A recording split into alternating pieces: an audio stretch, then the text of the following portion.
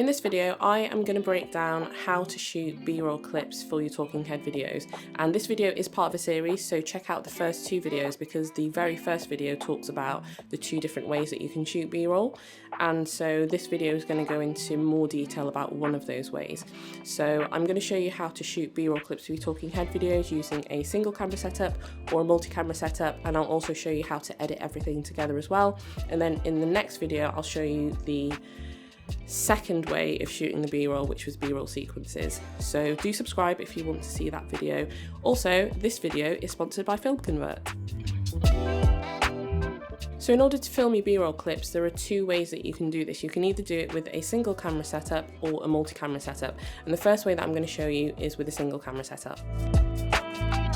So if you're the kind of person that doesn't necessarily remember all the information that you need to talk about and you find it more comfortable to read off a script and use a teleprompter, then that's something that you can do for your talking head piece for this scenario. But I have covered this in another video, so do check that out because I won't go into it in this video in depth, and I'll put a link in the description to that video. Otherwise, if you don't want to use a teleprompter, you don't want to use a script, then I really do suggest just writing out some bullet points so that you can kind of have a quick look at what you're trying to say and then film your talking head piece. But I'm pretty sure you already know how to film a talking head piece, so again, I won't go into loads of detail about that. So once you have filmed your talking head piece, the next thing you want to do is take it into your editing software. I use Premiere, so that's what I'm going to be using in this video. Once you've got your talking head clip in your editing software, you want to go through and just edit it, take out any breaks and stuff like that. So just basically clean up the entire video clip. And once you've done this, then you can add markers to your talking head piece for where you want to put B-roll over the top of that. Once you've added the markers serve as your shot list, so you can go back through the talking head piece, look at where you've added your markers, and then start writing out your shot list for your B-roll clips.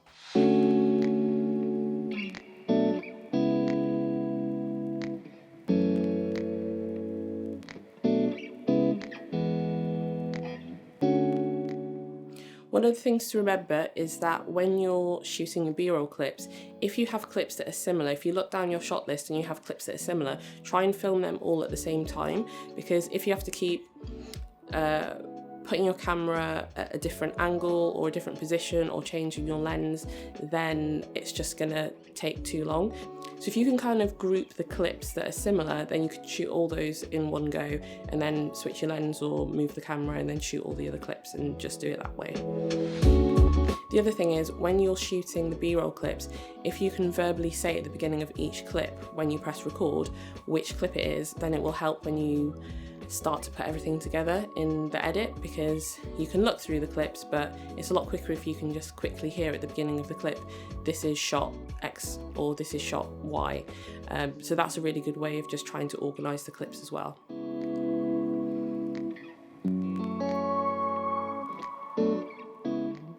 So when you have all your clips, all you have to do is literally just put the clips into your editing software and then just add them to wherever you added the markers, and that's literally all you have to do. It's so simple and easy.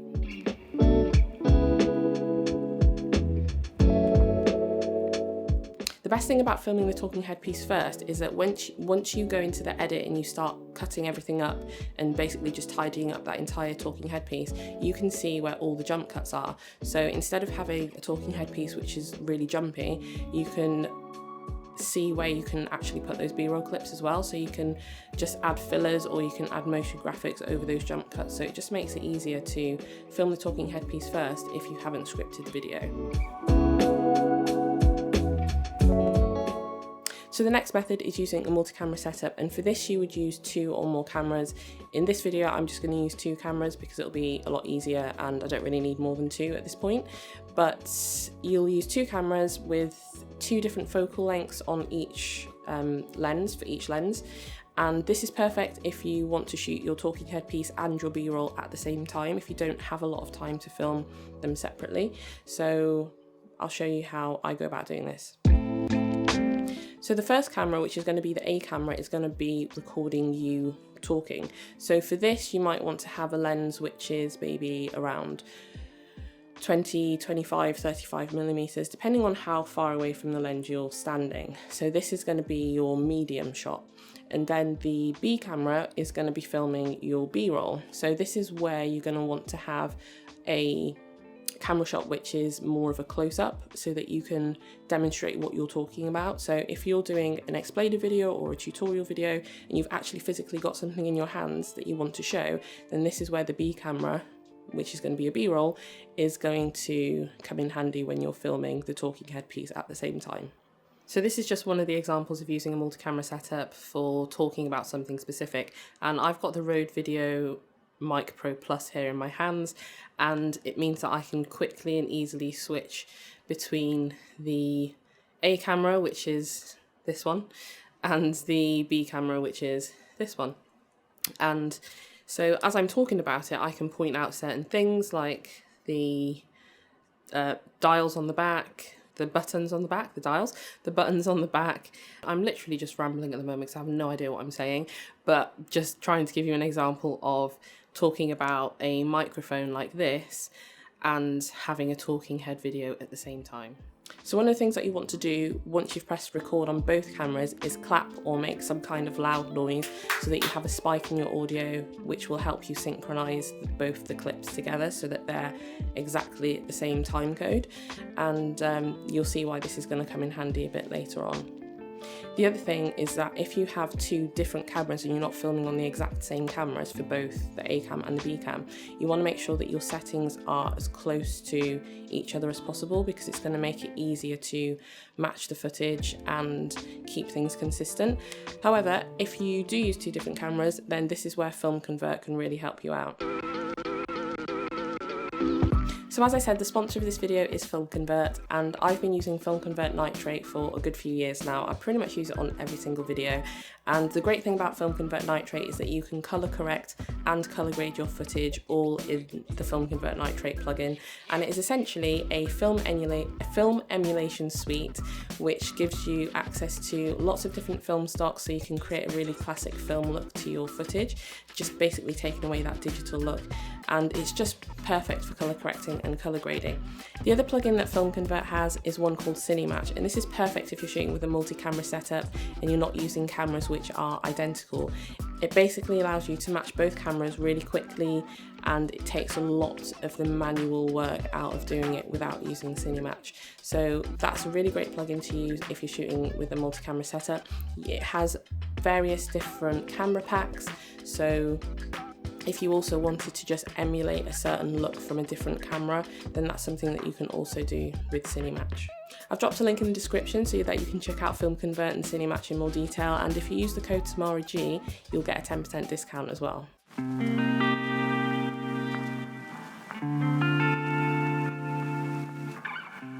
Once you've brought your clips into the editing software, then you're going to want to sync up the A cam and the B cam, and this is why we clapped at the beginning.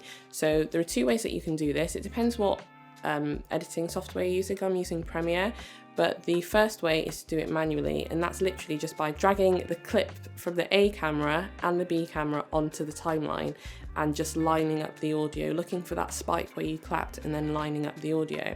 However, in Premiere there is a feature where you can add both clips to the timeline, highlight both of them, and then hit synchronize audio, and this will synchronize both the clips. It'll look for similarities between the two clips. So having a clap just makes it a lot quicker and a lot easier for Premiere to identify that. The great thing about Premiere, and I don't know if other editing software does this because I've only ever just used Premiere, but when you shoot with a multi-camera setup, they have a feature in order to allow you to easily switch between two different clips.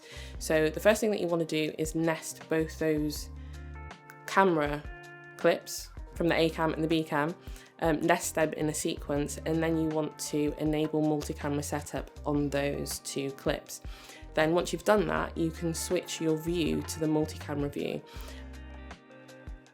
And then what you want to do is just go through it and watch the entire sequence. But as you do this, you're going to be able to use two keys, the number 1 key and the number 2 key, and switch between the A cam and the B cam. So when you're talking headpiece, if you're talking about this thing that you're holding or this thing that you're referring to, if you want to zoom in on it I say zoom in on it, if you want to show a close-up of it, then you can switch to the B cam, and all you have to do whilst you're playing back the footage is just toggle between keys 1 and 2. So key 1 would be your A cam and key 2 would be your B cam, which is your B-roll. And that's a really great way to work with the multi-camera setup in Premiere Pro.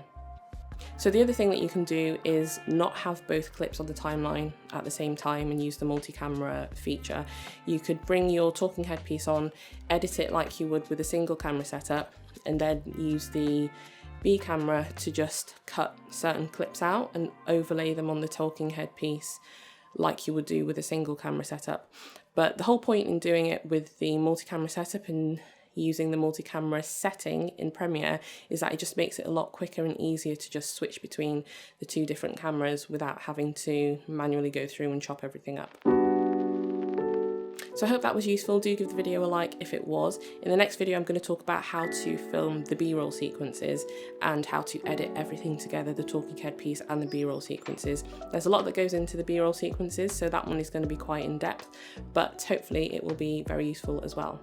And with the B-roll sequences, I'll be talking about using a single camera setup and a multi-camera setup. So do subscribe if you want to see that video. Otherwise, thanks for watching and I'll catch you guys next time.